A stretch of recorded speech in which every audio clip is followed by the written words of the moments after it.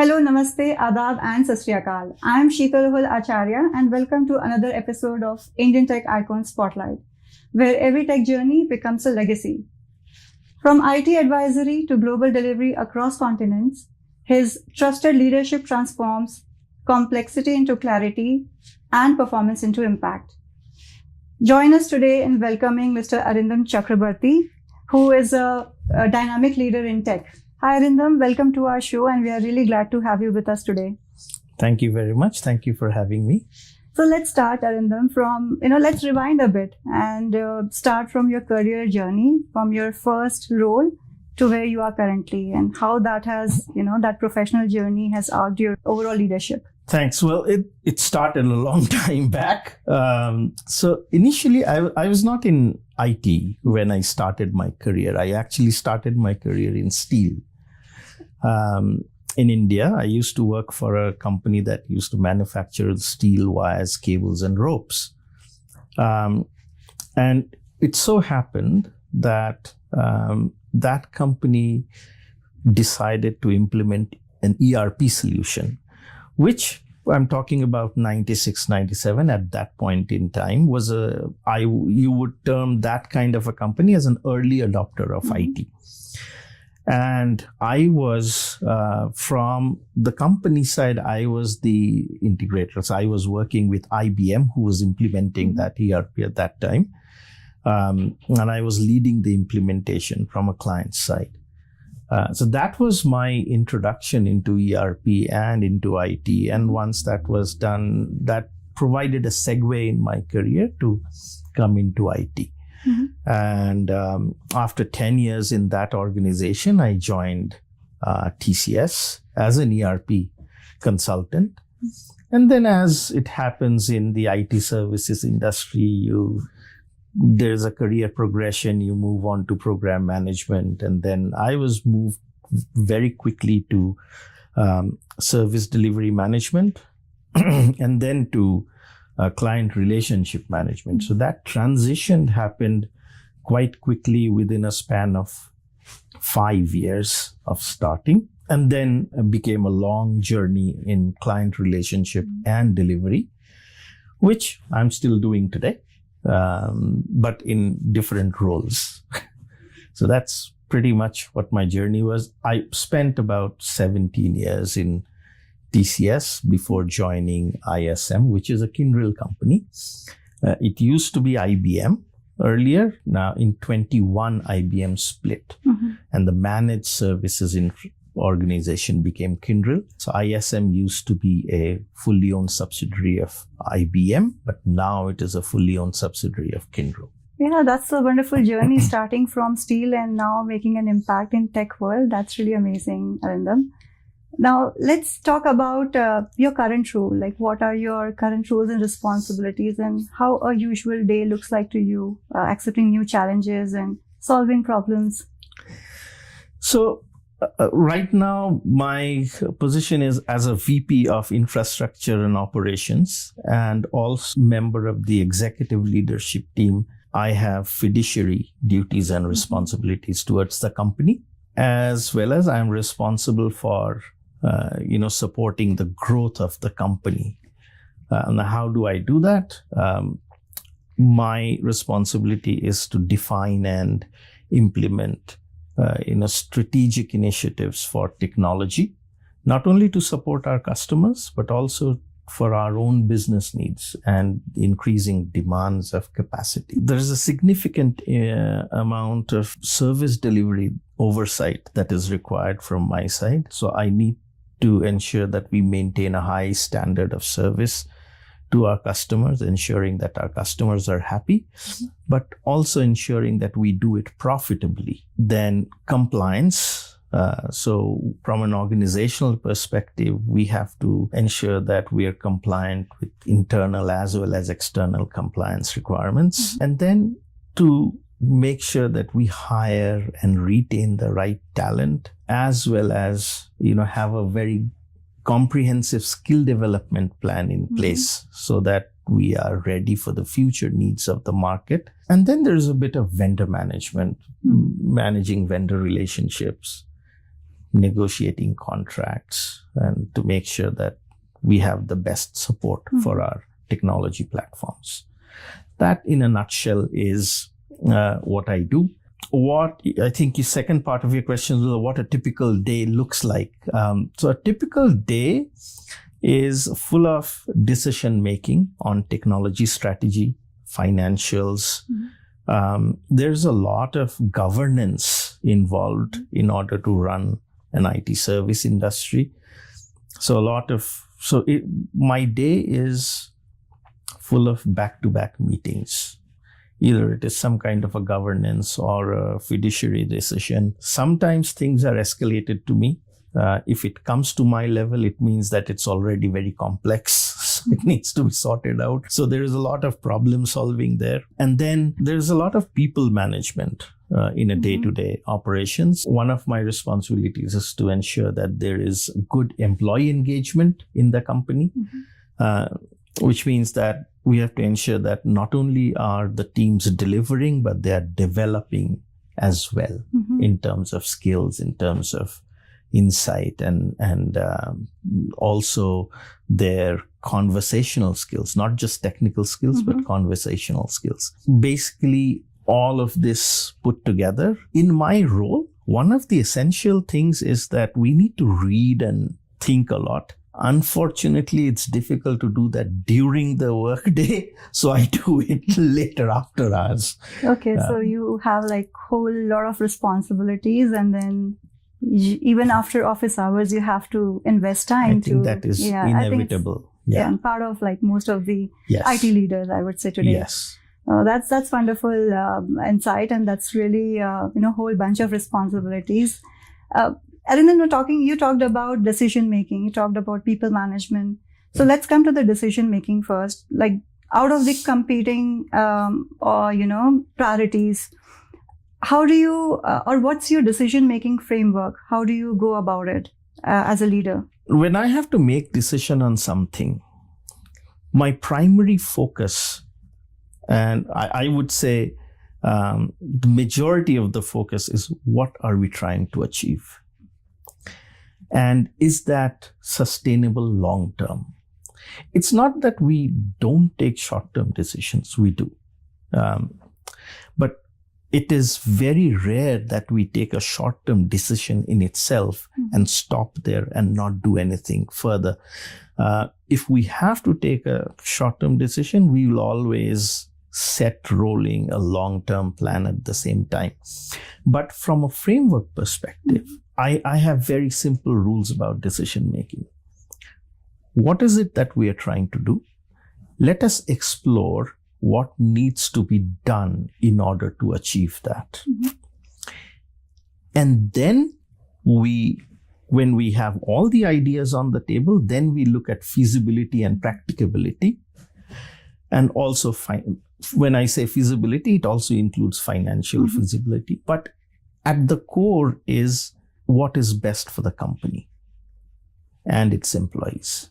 The only other thing, if I were to put it in a framework, is a thumb rule that not making the decision is a no-go. You cannot not make a decision. You have to make a decision. You make 10 decisions in a day. Maybe 7 of them will be good, 3 of them will be not so good, but that should not deter leaders from procrastinating decision making. Definitely. And that's a wonderful insight. Thanks for sharing that with us, Arindam. Let's talk about the people management. At your position, at your level, how do you, as a leader, how do you manage conflicts within your team? Well, I don't have a set tool or formula for conflict management. But what I have seen is most conflicts are conflicts of roles and not goals. So the goals are the same. The conflict is of a role. So because the goals are same, it makes a little bit easier to manage that conflict, because end of the day, the conflicting parties have the same goals. It's just either one does not like the approach of the other, or there are some fundamental differences on how or what or where and when. Once we are able to set certain expectations that, hey, we're going to meet somewhere in the middle. You may not have everything that you want, and you also may not have everything.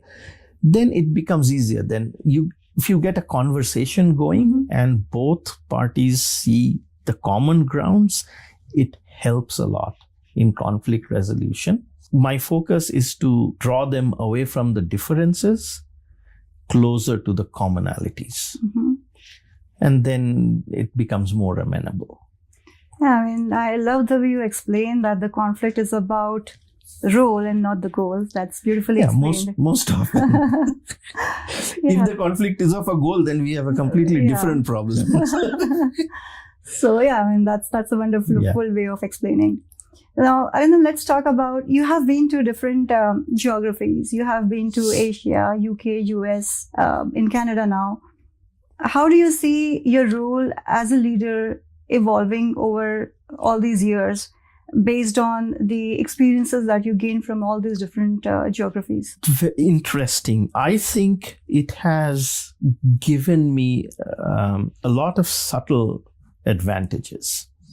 So working in different geographies has helped me to learn how to do business with different cultures.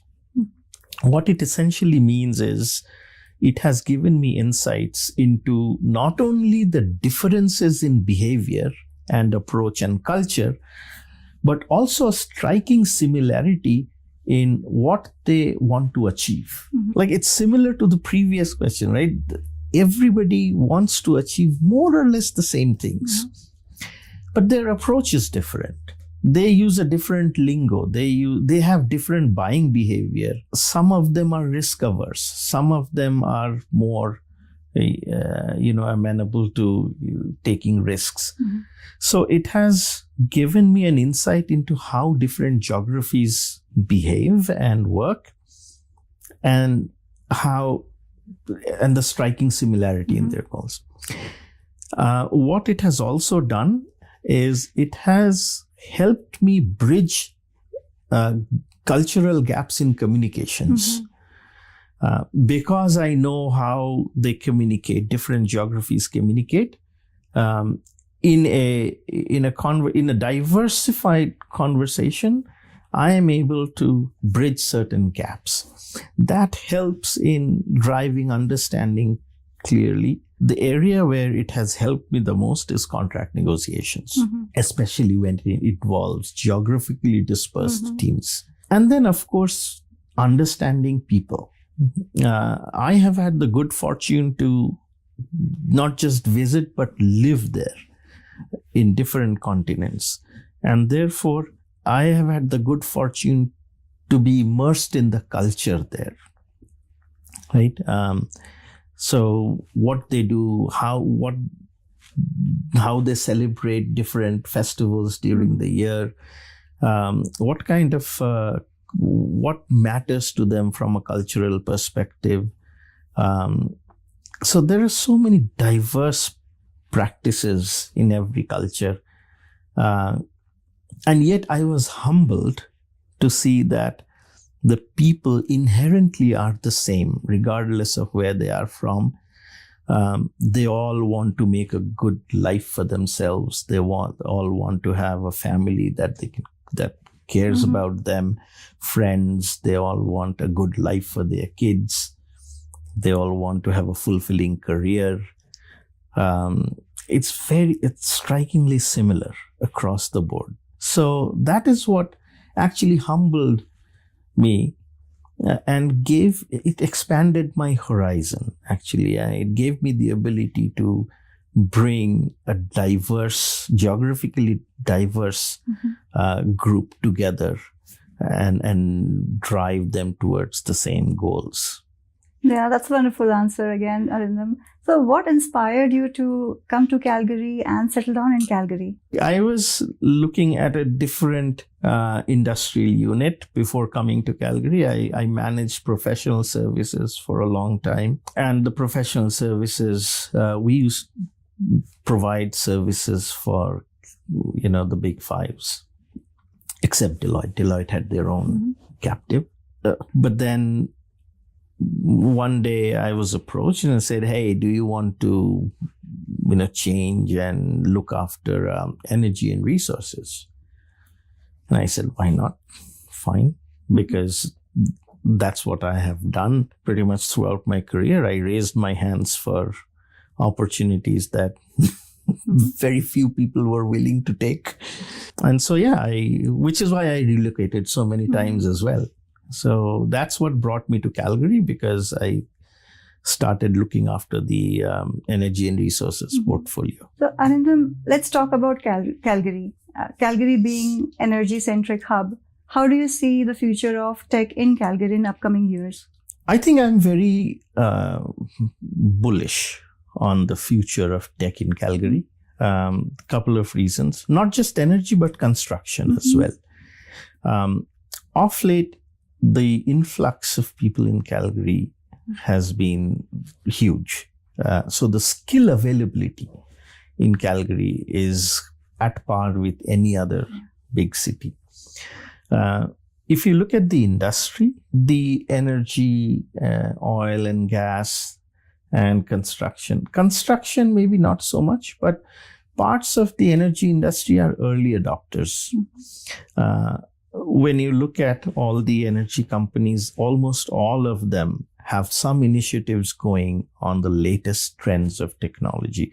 When it was IoT, they were all into IoT. When it was digital twins, AR, VRs, they were all into AR, VRs. And now they're all trying to see what can they do in AI. So they are one of the early adopters.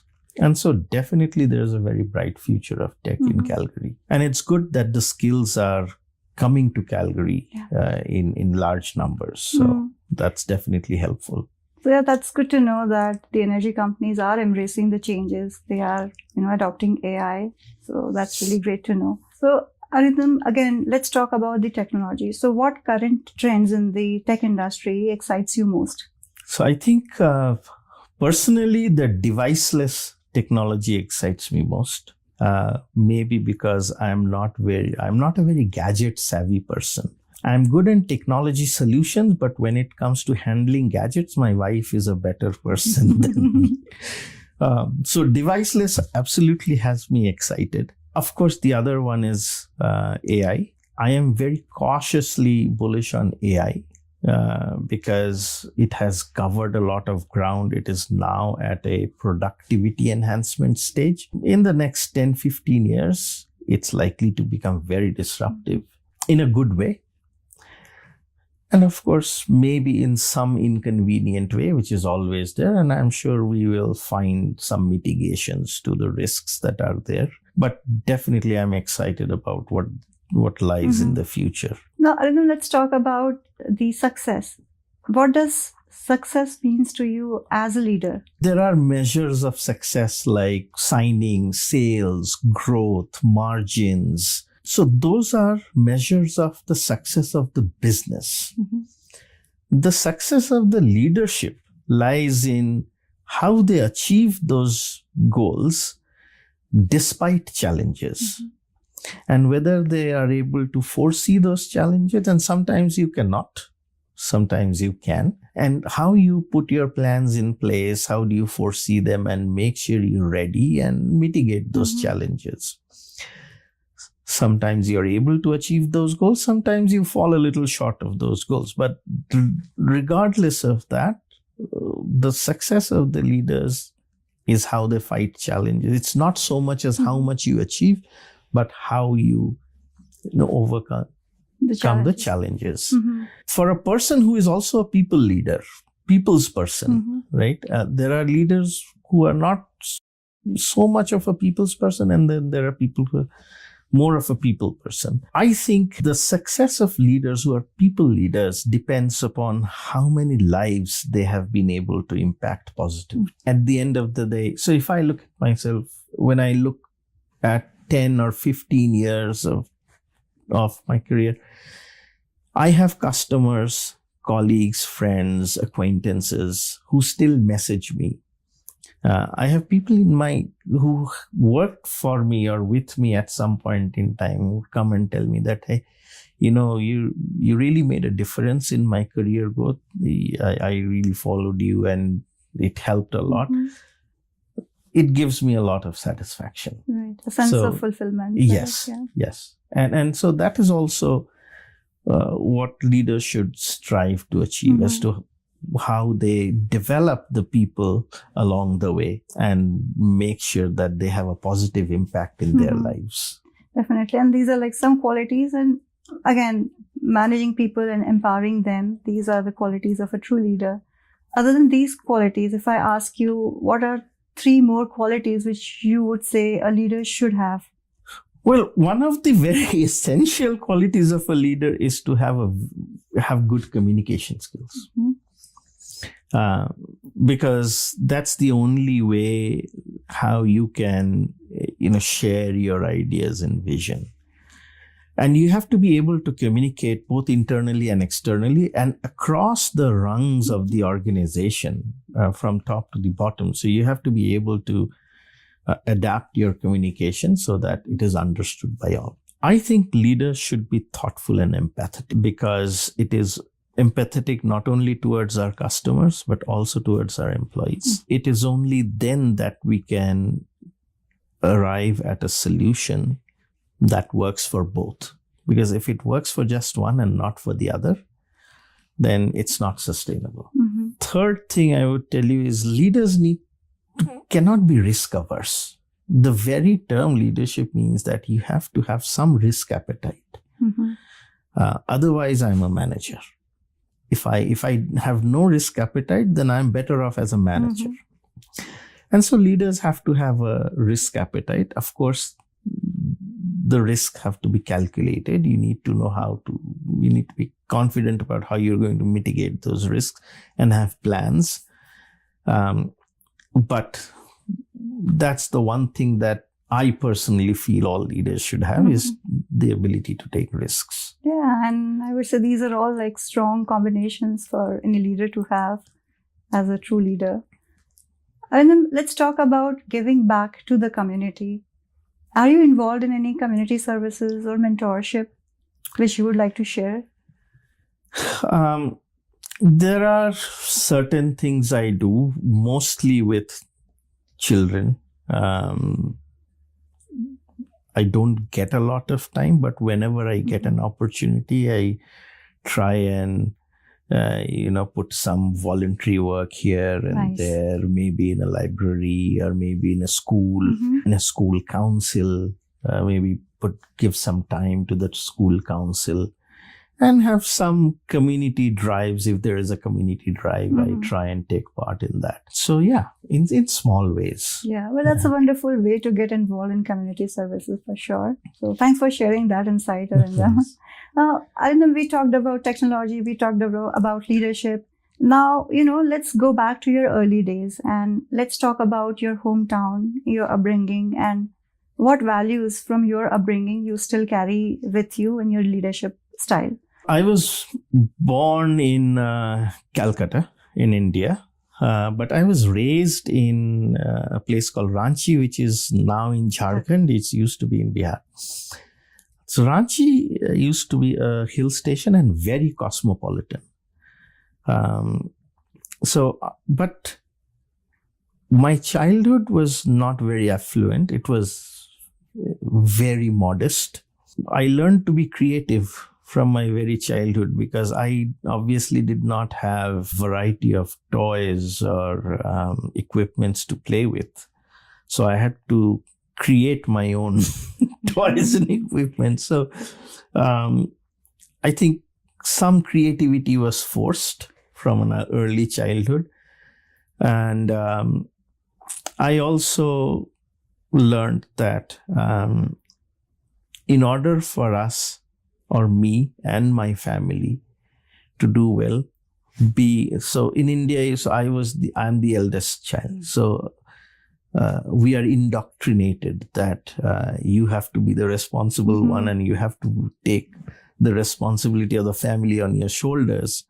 So I realized that I cannot be average. I have to be better than average in order to, make a better life for not just me, but also for my family. So I think financial responsibility, being sincere, and the will to succeed was very much a result of that childhood. That's a beautiful journey, and I love the idea, like from where the creativity is coming and now to innovation and bringing that creativity in your leadership. That's commendable. Yeah, I remember once I did not have a car or a bus. My friends in school had that. So once my father bought me a new pair of shoes, so I tied a string to the shoe box and dragged it along, pretending it was a car. So all those fond memories, right? You still carry those with you, and those are the days, right, with family and parents, which we cherish always. Many fond memories, mostly with friends, because those were the times when we used to play outside. Yeah, we were seldom inside, and we used to run around in other people's orchards. We would be found either on a guava tree or on a mango tree or on a lychee tree. Those were the beautiful days. Yes, but it reminds me, now that you asked, one of the things that I really see that has vanished, maybe not vanished, but not to the extent that it was there that time, was the social connect. Everybody used to go to everybody's house. They connected and they sat. And I'm talking about the time when even TV was not prevalent and we had only one channel. And so people spent time with each other. Everybody knew everybody, which I think today is kind of, we've lost it somewhere. Yeah. I completely agree on that. Those were the times where the social connects were more. Yeah. And now is the time where kids are more into gadgets. Correct. Everybody's head is buried into their phones. Yeah. So. That's how I think the tech is taking over. Yeah. Yeah. Arindam, let's also talk about your college days, from where you did your education and what kind of student you were during that time. I was a naughty student, actually. But speaking of college days, I had a very peculiar routine during my college time because my father retired when I was 17 and a half, 18. So suddenly I found myself in the role of the bread earner. And so not only I had to provide for food for the family, I had also to pay for my education, my brother's education, who was in a school at that time. And he was 7 years younger to me. And also my passion was cricket. So I was playing cricket. I had a peculiar routine juggling all of this. So I would get up early in the morning at about 5:30, and then brush and get ready and put my kit back on my back. And I would run to the ground, jog to the ground, and then practice for a couple of hours, come home, have breakfast, shower, go to college, come back from college, and then have something to eat, and then pick up my bicycle, and then I would go from house to house giving kids tuitions. Wow. And it is through these tuitions that I had to support my family. And then I would finish tuitions at about, say, 8, sometimes 9 at night, come back home, have dinner, and then study. Maybe hit the sack at around 11 or 12, and then get up in the morning and do that all over again. The disciplined routine. Yes. So I did not have a lot of time for girls at that time in college. Yeah, I think that's something which, during college, everyone would love to have. But given, I think, the responsibilities came to you at very early age, you might not have time. So I did not get an opportunity to indulge. I think what it did was cultivated a sense of discipline, which has helped me a lot throughout my career. And that rigor has probably helped in shaping who I am. Oh, that's a beautiful journey. And let's talk about, coming to your current family. You had no time during that time for girls. Now let's relate that with your current family about, with your wife. Yeah. When did you first meet her? Was it a love marriage or it was an arranged marriage? So I met her in India, and she would attest to my extremely poor dating skills. So it so happened that there's a place in India, northeast of India, called Shillong. Yeah. It's a very beautiful place in the state of Meghalaya. So I was visiting Shillong, and I was in a shared cab, and my wife Celine and her mother was in the same cab. Oh. And so we started talking. I ended up getting invited to her place for dinner, and then we exchanged numbers, and then we casually chatted for a while. I can't put my finger on when exactly it happened. Maybe she can. You should ask her. But yeah, so that's how it developed. Started, Yes, that was in 2016. 2017, I moved to Canada for the second time, and then I think we got married in December of 2017. So how do you take out time for your family out of all these, roles and responsibilities?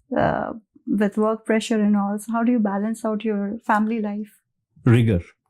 See, I told you how I used to juggle priorities as a teenager. So right now what I do is, the moment I finish work, the first thing I do is I come and spend time with my daughter. My wife complains that the time that was earlier hers is now our daughter's, but then I have to balance. Yeah. So I make sure that I spend some time every day. Some days, when I'm traveling, I can't. But when I'm not, when I'm at home, I make sure that I spend some time with her. When she goes to bed, after that, if I have things left, which I told you, reading and thinking, that I do after that.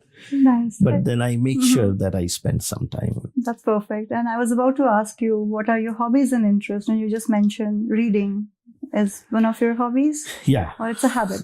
Reading has always been a habit. Off late, with age, I fall asleep while reading, so I listen more. So ebooks are a godsend these days. Yeah. As far as what I do, apart from listening to, ebooks and podcasts, I am very much interested in wildlife.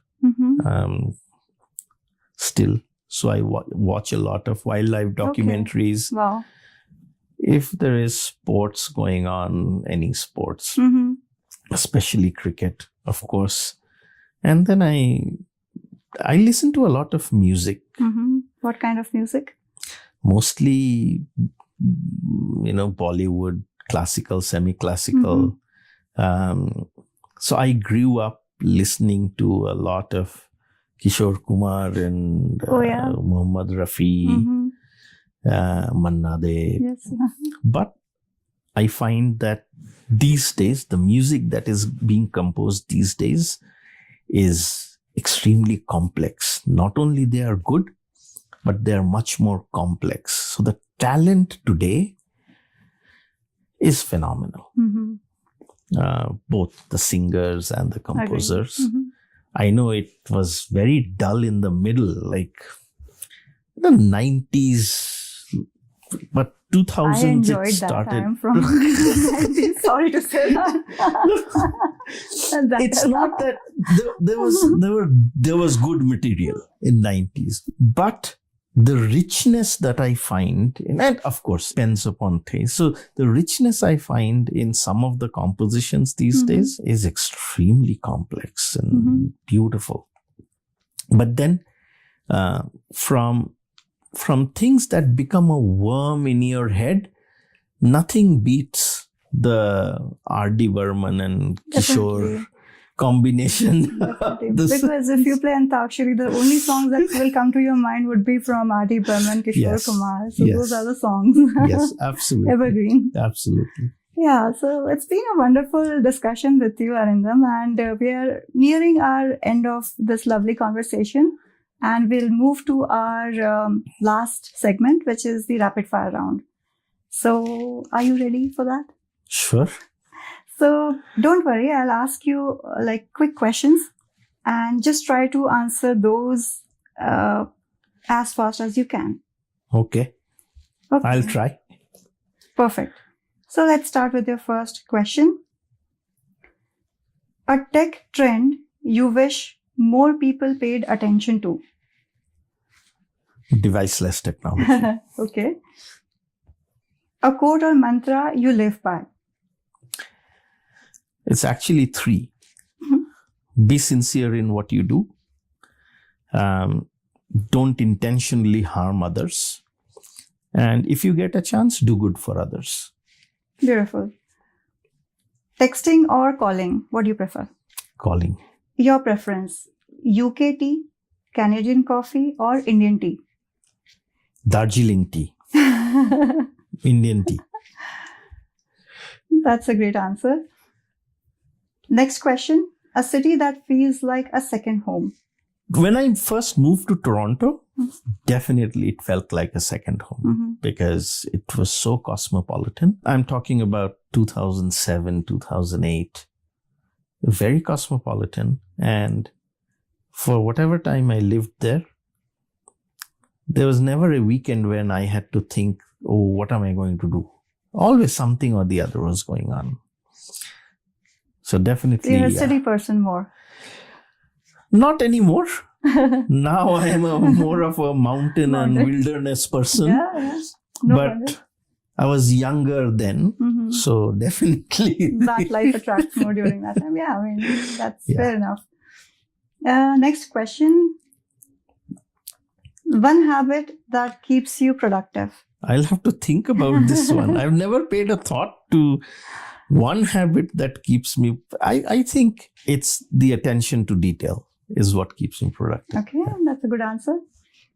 Next question. What's harder? Select one. Starting a project or wrapping it up? Starting is harder. And the last question. If you could meet one historical figure, who would it be? Any historical person. Historical figure.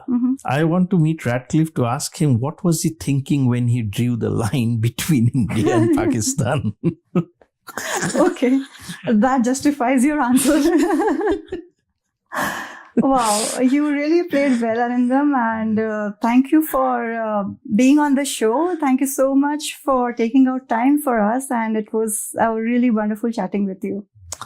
Likewise, it was wonderful. And thank you for having me. Thank you. Thanks.